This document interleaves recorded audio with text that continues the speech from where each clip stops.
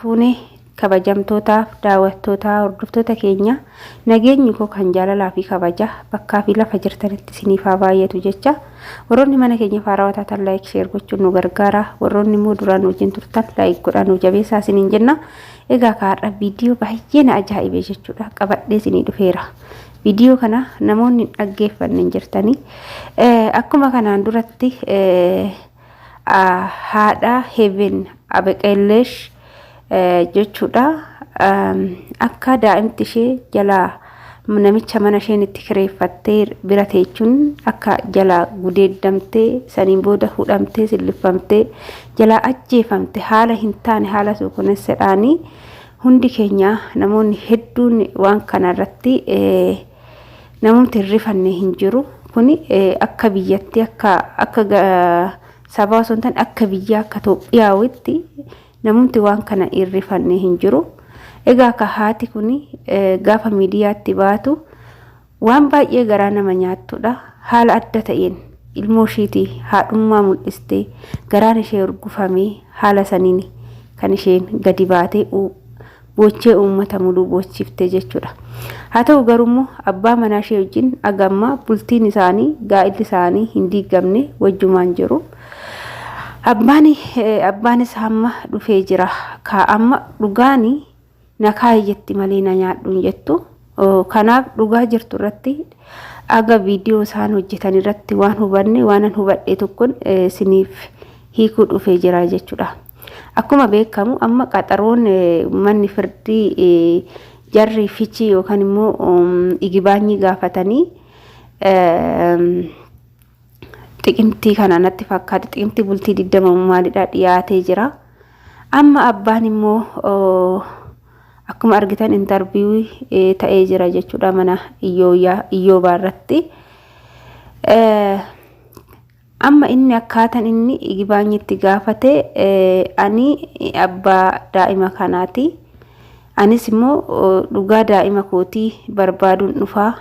Amma uummannis kan irratti xiyyeeffatee jiru haatis kan irratti xiyyeeffattee jirtu Abeqeelleshiin dhugaa daa'ima ishee argachuuf jechuudha. Dhugaa daa'ima ishee argachuuf mirgi daa'immanii akka eegamuuf kan daa'imti ishee Heaven duutee jirti hin deebitu. Garuu adabbiin inni dhugaan namicha daa'ima kana akkana godhe irratti kenname boodatti mirgi daa'immanii akka eegamuuf jechuudha. Shinaarra kaatee haati takka maal akka taate ilmoo isheetiif kan jettu xiyyeeffattee dhugaa daa'ima ishee baasuufidha jechuudha. Hangalgalaaf ganama irriba dhabdee boochee iyyitu jechuudha. Garuu abbaan immoo kan dhufe gaafuma tokko jedheetu dubbatu anis dhugaa viidiyoo san irratti akka dhaggeeffadhetti wannananii jechuun abbaa Heaven jedhanii inni dhiyaate jedhanii gaafa dubbatanii dhugaa daa'ima kootii tan barbaada. Daa'imti koo na jalaa haala hin taaneen haala suukanneessaadhaan namicha abbaa ta'uu danda'utti gudeeddamtee hudhamteetoo ajjeefamte. Kanaafuu dhugaan daa'ima kootii akkanaa ba'uun iddoo kana dhufe jedhee dubbata jedheen eegaa ture. Garuu immoo inni waan kana tasallee hin dubbanne. Waa'ee dhugaa ilmoo isaa hin dubbanne. Kan inni dubbate maalidha? Ani baay'ee miidhaan adda addaa narra ga'ee jira.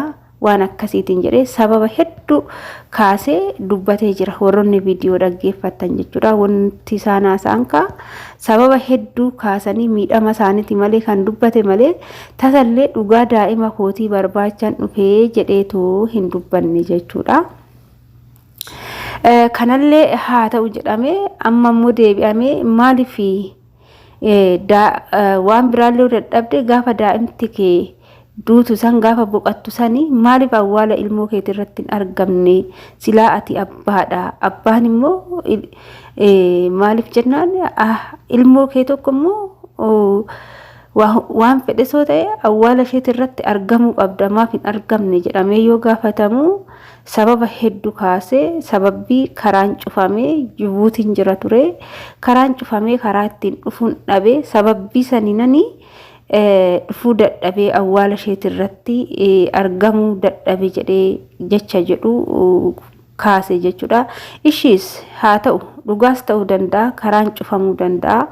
Inna namni karaa fagoo jiru kun immoo yookaan yaa haala nageenya biyyattiitiin wal qabsiise karaan cufame dhaqqabachuu dhabuu danda'a. Kanammoo mee akka aga tokkoon gartokkee tokko dhugaadha jennee ni fudhanna jechuudha. Amma gara itti deebi'u erga dhuftee maaliif iddoo awwaala daa'ima keetii deemtee maaf hin laalle akkasumallee immoo maaliif dhugaa daa'ima keetii barbaaduuf hin kaane jedhamee yoo gaafatamu immoo ani dhugaa daa'ima kootii karaa seeratiin barbaada malee karaa humnaatiin yookaan karaa hillikiitiin hin barbaadu. Hillikiidhaan deemuu hin barbaanne garuu gara seeratiin deemuun barbaada. Kanaafanii iddoo awwaalaa immoo silaa duutee jirti, awwaalamtee jirti. Iddoo awwaala dhaquus baadhee bu'aa tokko hin qabu jecha jedhuuni. Deebisanii maaliif jennaani amma ani bakka hin gaafitti ta'e kan duute daa'ima isaati sanuu haala suukaneessaa haala hin taaneen kan duute daa'ima isaati akkamitti iddoo kana deemuun bu'aa hin qabu jedhee namni tokko ofirrumaa ba'eetuma dubbata. Bakka kanatti gaafii natti uume. Inni lammaffaan immoo miidiyaa dhugaa daa'ima keetii erga dhufte barbaachutti jirtamoo akkam jedhanii gaafannaan immoo ani akkanatti muddamaan barbaadu hin dhufne suutumaan barbaadu dhugaa daa'ima tiyyaa suutumaan karaa seeratiin barbaada jedhee. Suuta jechuun bara namoo egeremoo bara dhuftumoo kun anaafis gaafiidha. Ammallee akkasumas immoo gizee haati manaasaa gara miidiyaatti deemee miidiyaa irratti baasaa yeroo jetteetti himtu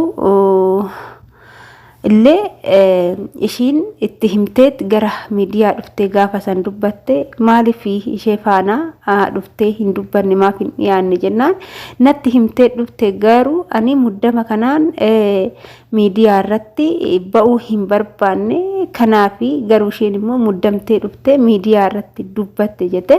Daa'imti kun erga duutee dhugaan daa'ima kanaa dhokatee kophaashii yeroo jarri ishee rakkisan asiifachi badaa kan makaraa argaa turte haati kuni aga yoomititti dhugaan daa'ima kana dhokatee kan taa'u kana inni deebii maaliif muddamuun hin barbaachisu jedhee tanan agan dhugaa daa'ima kiyyaa argadhutti of keessatti qabadheen taa'a jedhee tan jedhee maal of keessatti qabatanii taa'uun dhugaa daa'ima ofii namaa baasa?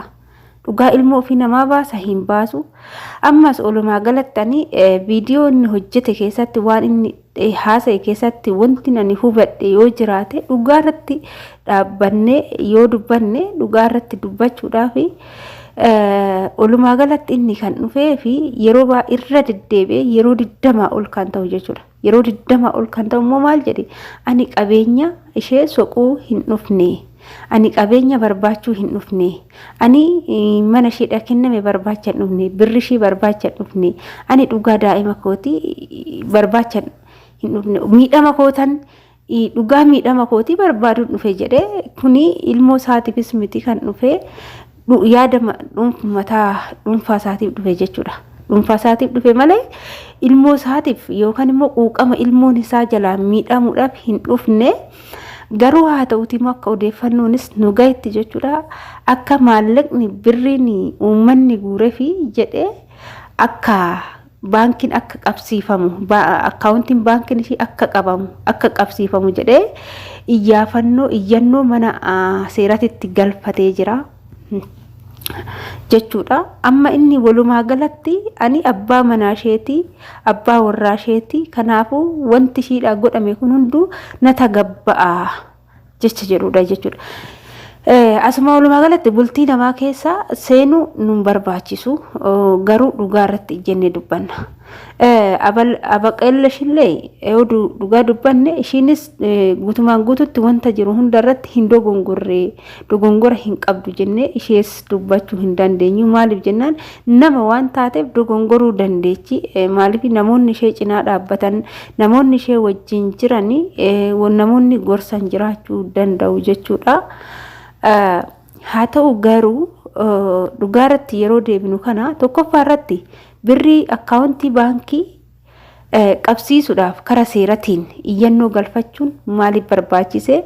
Inni biraa immoo manni isheedhaa kenname kun anas na tagabbaa jedhee dubbachuun maaltu barbaachise?